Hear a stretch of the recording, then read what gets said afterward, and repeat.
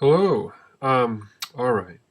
So what I want to do in these series of lectures is give you a little tour of Book One, Plato's Republic.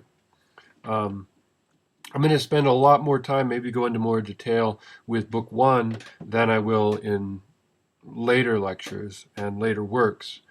Um, Part of the idea here is to demonstrate, as it were, how closely you should be reading everything, and what uh, the philosophical reading really looks like. Um, it's one of the ideals of the course is to get you to read closely. All right. That said, we can't read everything. I can't have, if I lectured on every sentence, which I easily could, because Plato's Republic is such a rich text, we would be here all semester just on uh, the Republic. So subsequent books, we'll spend a little less time in the lectures. But here, we're going to be pretty thorough this week. So I want you to take your time, read these 30 pages.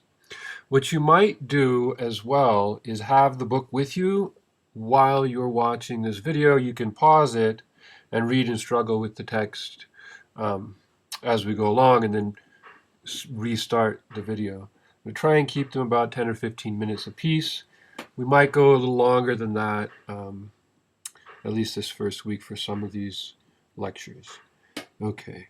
I've already talked about Stephanus numbers, so when I call out 327a or 331d, you know what I'm talking about. These are the numbers and letters in the margin of your text. Um, all right. Let's see if we can get started. Book 1.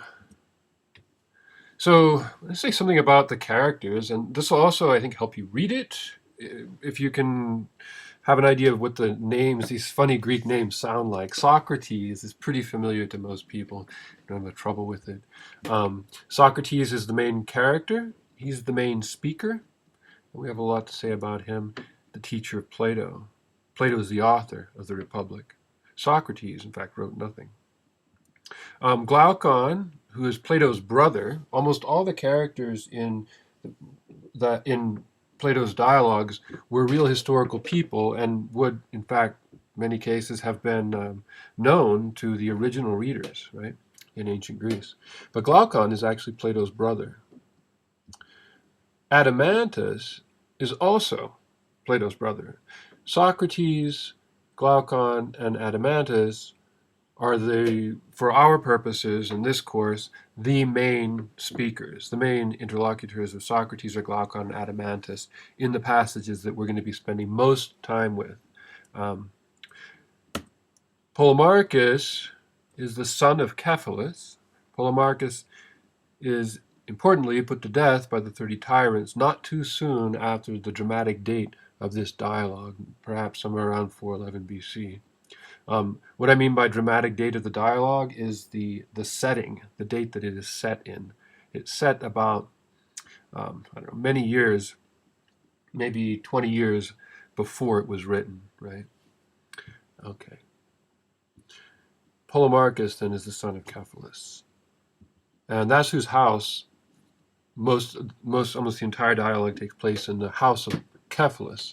Um, Cephalus is the old man, the father of Polemarchus, and he's the real host of the party, although, as you know from having read the first, or if you haven't, you will know, from having read Book 1, he leaves pretty early, and he doesn't show up again. Also, Polemarchus, after Book 1, takes a kind of secondary observer's role throughout most of the rest of the books of the Republic. By the way, book here, for our purposes, just means chapter. Book 1, Book 2 of the Republic is really like chapter 1, chapter 2. Right? So Polemarchus and Cephalus, they play a role in Book 1, and then they kind of disappear, and it's primarily Socrates, Adeimantus, and Glaucon.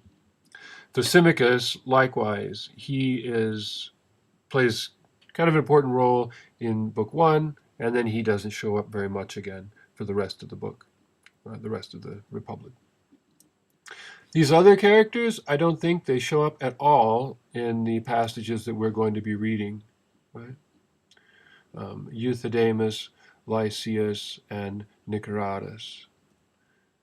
We're interested in Socrates, Glaucon, Polemarchus, Adeimantus, Cephalus, and Thrasymachus.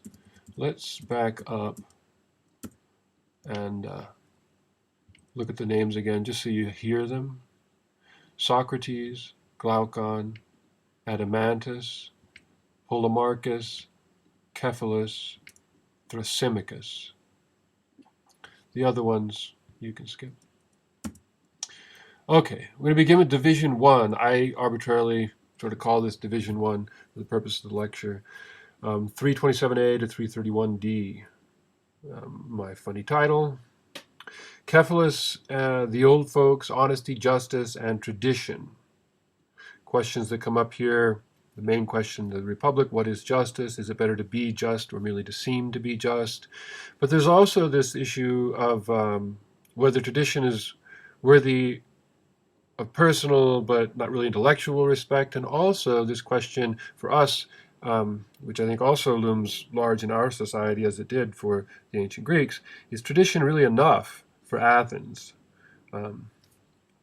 Cephalus, as we see, the old man in the very beginning, really represents traditional morality and religion in Athens. And the failure of Cephalus to answer the question adequately for his son regarding justice is sort of the central cultural issue that the interlocutors are struggling with, and that Socrates is attempting to fill in the gap, really, between Thrasymachus and Cephalus. The sophist, just to make more sense of it, the sophist, Thrasymachus, and the traditional moral and religious teachings embodied in Cephalus, the old man. All right. The very first words of the Republic are, I went down to the Piraeus. This is important because it indicates a major trope or metaphor of the Republic. Socrates is telling the story. He's relating or recounting the conversation that he had the other day down in the Piraeus. So he begins the Republic by saying, I went down to the Piraeus. And it seems pretty much like it's not such a big deal, right? Here's a map of Athens and the Piraeus. Athens here is a walled city, and the Piraeus is another city, it's a port city controlled by Athens. You'll notice there's what are called the long walls, these two lines leading from Athens to the Piraeus. So when Socrates went down to the Piraeus, he was walking there between those walls.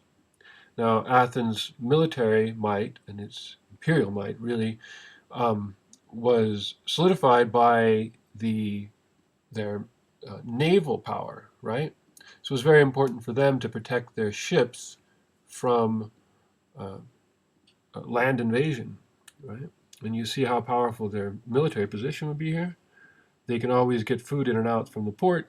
They can hold the city more or less indefinitely. Of course, it turns out that they don't against Spartans, but nonetheless, that's the idea. You had to defeat them by sea if you were going to defeat Athens.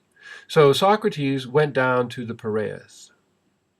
This is symbolic, right? It's symbolic of going down into Hades, to the place of shades, where the dead are. And remember that Polemarchus, one of the main characters in Book 1 anyway, is dead at the time that Plato is writing the Republic. So the Piraeus is down, it's in Hades. It's also a place of foreigners, strange gods, etc. Note that Socrates is being asked to watch a torch race at night in this beginning part. And keep in mind that the whole dialogue takes place at night and in the darkness, right? These are metaphors which are really hard to see right now in the beginning, but this is one of the cool things about Plato's Republic, is that the more times you read it, the more little connections you see. And as we get to books 5 and 6 and 7, this will return to this opening, and I think that it'll make sense to you again in a different way. There's a major metaphor of ascent and descent, of darkness and light, daytime and nighttime, sun and shadows, right? You want to look for all of that stuff when it shows up. Watch for tropes of ascent and descent, of up and down, etc. All of this will be much more important later in the dialogue, and it'll make sense of the opening passage, which is a kind of overarching trope for the whole message of the book. I went down to the Piraeus. Everything, in a sense, is said in this first introductory bit. Plato, you'll notice, was on his way up. He was leaving the Piraeus, and he's kept back by a kind of mocking or teasing violence. The servant grabs a hold of Plato's cloak and says, "Hey, you got to come back." And then they tease. He says, "Well, what if I don't want to?" And Socrates says, "What if I don't want to?" And Polemarchus and the boys say, "You have to, overcome us. You have to fight us if you don't want to come." Ha ha ha. They're teasing about how they're going to have to force him to come back down with them into, really into the darkness, into Hades. So there's this sense that Socrates, the philosopher, is reluctant to come down into this place, right? And he needs some sense to be forced. Okay. You want to keep track of the characters, and all right, let's see. Cephalus. Where are we at? Let me see the next slide. Here's the characters again. We've already talked about that. All right. So he, Cephalus, seemed very old to me. Cephalus is old, and he's out there in the outer reaches of life. He's close to death, right? Which is why Socrates says, "I'm delighted to speak with the very old." This is kind of funny, isn't it? Socrates brings this up right away, early in the discussion, at 328c. "I'm delighted to speak with the very old." Why? First of all, it's a little rude to say to somebody, I think, "Oh, you're old. You're close to death. What's it like to be so close to death?" Not something that today we would very readily say in polite conversation, and they weren't that different either. It was a little bit of a rude question. But at any rate, he likes to speak with the very old because they are near death. They're at the end of their life. Death is a constant and unspoken theme in this dialogue. Remember that Socrates' death is still prominent in Plato's mind, and the injustice of it is still on his heart, especially in this dialogue, given its subject, which is justice. So some old people complain about old age, for example, no more sex, etc., etc., but Cephalus doesn't complain. Why? Pay attention to this passage. Cephalus, in fact, seems to count the lack of sex drive as a blessing. Okay. At 329e, Socrates hits Cephalus with a challenge. Some people say, in fact, that is not from character, that is not from the fact that you're such a good person that old age is easy, but rather because you're rich, right? Cephalus is not only old, but he's also rich. So, again, he's a little rude, Well, maybe it's not because you're such a great guy that death comes so, that you're not afraid of death, but maybe it's because of your wealth. And that allows you to praise justice. What is Cephalus' response? At 329e, what's the challenge that Socrates makes to Cephalus? 330d, what do you suppose is the greatest good that you have enjoyed from possessing great wealth? So here is another question to Cephalus, right? What do you suppose is the greatest good? What is Cephalus' response to this? Has Cephalus really, what is Cephalus' response to this question by Socrates? Well, if you're rich, he seems to say at 330e, it's easier to pay your debts, and then you can live a decent life. You haven't cheated anybody. You don't need to lie because you have plenty of money. You pay all your debts. You don't owe anything, and so you won't have much to fear of death when you get close to the end. Right? 331c, let's see if we can find that here. Boom. 331c, note that Socrates takes Cephalus to have given a definition of justice right here. Has he? In a way, Cephalus doesn't really offer a definition of justice. Socrates isn't exactly fair here, but he's moving the discussion in the direction that he wants it to go. He wants to talk about justice, and so he kind of twists what Cephalus has to say into a definition of justice. And then Cephalus sort of falls in the trap by trying to defend it, right? Cephalus says, what you say is very, or Socrates says, what you say is very fine, Cephalus. Fine indeed, Cephalus. But as to this very thing, justice, shall we simply assert that it is the truth and giving back what a man has taken from another, or to do these very things sometimes just and sometimes unjust? So the idea here is that implied in Cephalus's answer that riches are great because it allows you to pay your debts and then you don't fear death, implies a certain understanding of justice that Socrates thinks is problematic. Right? This is the old-fashioned view of justice. And what Cephalus is doing here is he's saying, well, justice is doing what I'm doing. The kind of answer that throughout the Platonic dialogues, or the Socratic dialogues, Socrates bristles at the most whenever someone says, the definition of X is, and then gives an example. Socrates wants to know the essence of justice, not to be given an example. That's exactly what Cephalus is doing. So Cephalus here is also representing, as I said before, traditional morality, traditional notions of justice, traditional notions, religious notions as well. And Socrates is giving him a hard time. He's saying that you don't have anything to say in the face of the challenge posed by such men as the sophists, as we'll see with Thrasymachus, that the traditional view, the traditional answers to why should I be good, aren't holding up, right? And Socrates is trying to fill that gap. Okay, which says very fine indeed, Cephalus, but to this very thing, justice, shall we so simply assert that it is the truth, and that giving back what a man has taken from another is justice? Or to do these very things, sometimes just, and then sometimes they're unjust? What do you think justice is? Isn't it it must have something to do with giving to somebody what they're owed, right?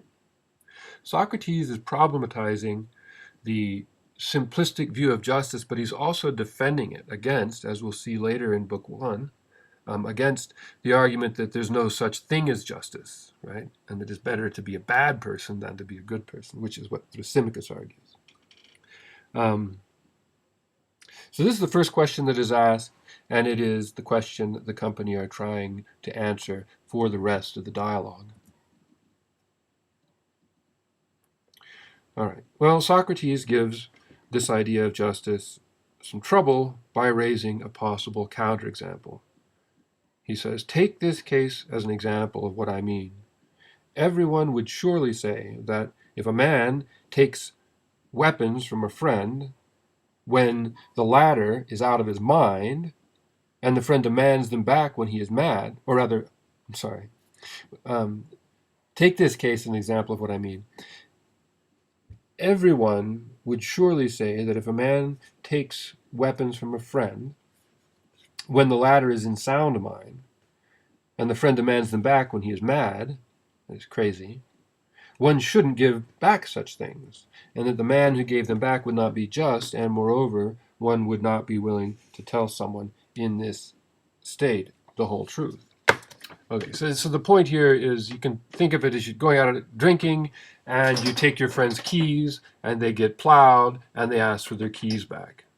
Well, if justice is giving back what is owed, what belongs to someone, which is this initial definition of justice, Well, that can't be it. Why? Because here's a counterexample. What if you took your friend's weapons when they were sane, then they go crazy, they want their weapons back, right? You're playing pool and you're holding your friend's 45, and then uh, he gets drunk, starts losing a pool, and gets pissed off and asks for his 45 back, right? It wouldn't be justice in that case to give him his 45 back. So justice can't simply be giving back what is owed or giving back to somebody what belongs to them, because it doesn't cover every case. All right. So he's just problematizing it, Socrates is. How is this counterexample supposed to work? Does it work? And then, what is justice if it's not simply giving back what belongs to somebody? Yeah. If it's not that, if it's not just giving back what is due, well, then what is it? 331D. When this is, then this isn't the definition of justice, speaking the truth and giving back what one takes, right? If justice isn't speaking the truth and giving back what one takes, because it doesn't cover every case, as the pool hall or the weapons example gives, right? Or the drunk driving and the keys example gives, if those cases aren't covered by this definition, then this definition doesn't work, right?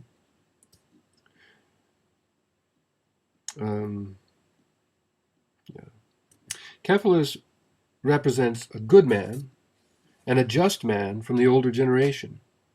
He's deserving of respect for this very reason. He actually is a just and upright human being. However, he can't really say why. He's incapable of giving an account of why someone should be just, and this is exactly his problem. So, leave him to the tradition, conventional religion, and custom, and social conformity. He's old anyway, so the rest of the company seem to say. But the younger generation, when faced with this inheritance from the generation of Cephalus, or rather this lack of moral inheritance, are at the mercy of men like Thrasymachus, as we'll see, the sophists, who are lovers of opinion rather than lovers of wisdom, who claim that justice is something wildly different than what we naively take it to be even today. Sophists are relativists, as we'll see. They believe that there is no right answer, and the only reason to engage in discussion is to win an argument. We'll talk more about this when we get to Thrasymachus. Okay, that was the end of Division 1.